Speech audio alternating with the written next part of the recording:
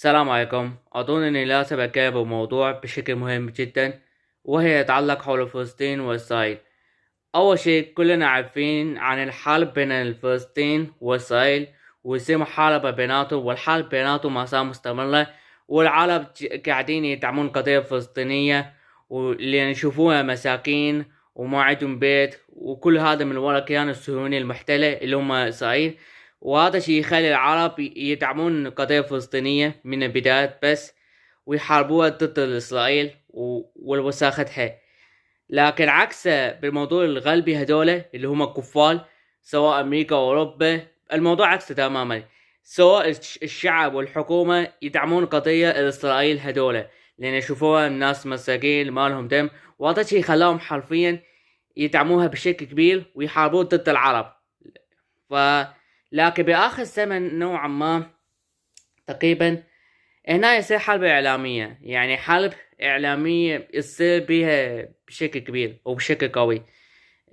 فمثلا الإعلام الغربي لما يتعلق حول إسرائيل ويدعموها ويشوفوها الناس المساكين وما أدري شنو، وعلى عكس فلسطين فهم عبارة عن حثالين وما أدري شنو، الأبرياء الإسرائيليين وما أدري شنو هاتسه.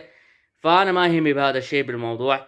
فواضح جدا هدول إعلاميين حثالة كفار ما يخافون الله على هذا الشيء، وفوق هذا يدعمون إسرائيل وبس، ما في شيء ثاني.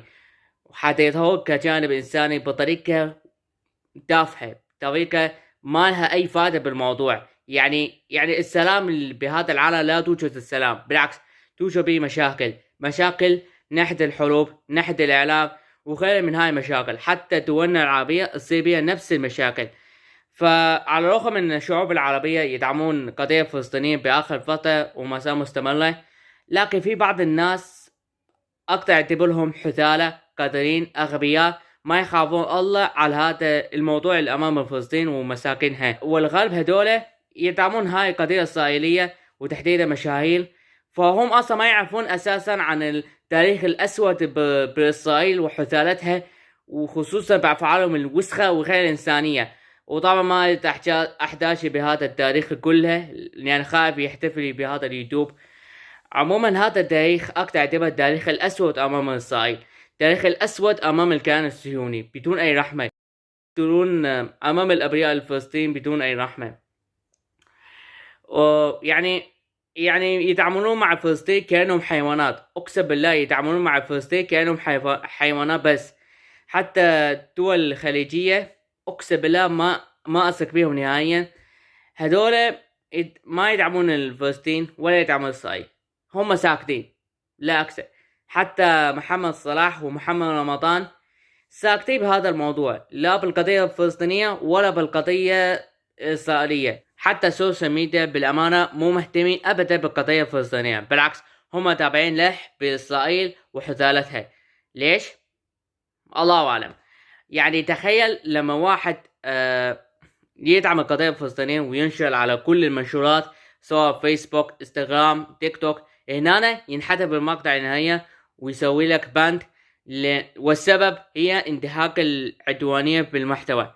يا عدوانية بالمحتوى، انت شايف الابرياء الفلسطينيين ويجوعوا بنفس الوقت؟ هم اصلا ما لهم عدوانية، بالعكس هم اصلا ابرياء، هم اصلا حالهم حالة. على عكس اسرائيل هم عبارة عن حثالة لا اكثر، ولكنهم صار شيء. ولهذا انا اشفق على هدول العرب اللي معظمهم حثالة قادرين ما يخافون الله وما يمثلون وطنهم نهائيا، ما يمثلون الشجاعة ولا الشهامة ولا الرجولة. وتحديدا الجيل الجديد اللي اعتبره ازبل جيل حاليا، لان باختصار ما يدعمون القضية الفلسطينية نهائيا.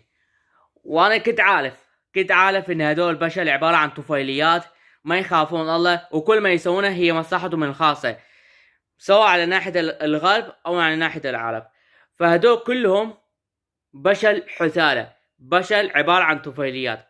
والله العظيم تخيلوا لو ارجع بالزمن من ورا وانقذ حتى ويخليه يفوز بالحرب العالمية الثانية، راح يبيد كل البشرية بالكامل، راح يبيد كل العالم، حتى العرب راح يخليهم عبيد، وانا منهم.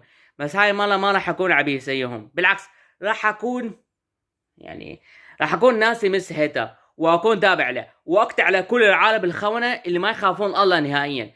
هدول جبناء، هدول صعاطيد، هدول اسف على الالفاظ الجارحة، هدول مزبلة من القذارة والوساخ اللي عندهم، ما يمثلون الرجولة نهائيا ولا مرة واحدة. هذا هو التخيل بالخاصة، تمام؟ يعني لما ارجع بالوراء وانقذ هتلر ويفوز بالحرب العالمية الثانية وابيد كل العالم. بس هذا هو اختصار تخيله. عموما لا ستعرفوا يا اخوان، ورسالة أخيرة منكم، إن قضية فلسطين قضية جدا مهمة ولازم تدعموها يا اخوان، والله العظيم لازم تدعموها.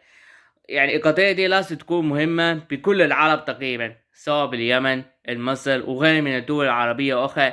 لازم يدعمون قضية فلسطينية وبشكل مهم. ولهذا ما نقدر نتخيل الله ينزل على إخواننا الفلسطينيين وعلى أبرياء اللي يدعوهم، وعلى والله يحمل بالشهداء بالبلد الفلسطينية كأنهم إخواننا. يعني الشعب الفلسطيني عبارة عن إخواننا إحنا فيها. والله يتكب على إسرائيل وحثالتها، والله يتكب على هدول كفار الغرب اللي يدعمون هاي الدولة الإسرائيلية التافهة الحقيرة. فمثل ما يقول مثل، لا تكن مسلم حتى تكون داعما في فلسطين، بالعكس لازم تكون إنسانا حيث تدعم القضية الفلسطينية. ومع السلامة.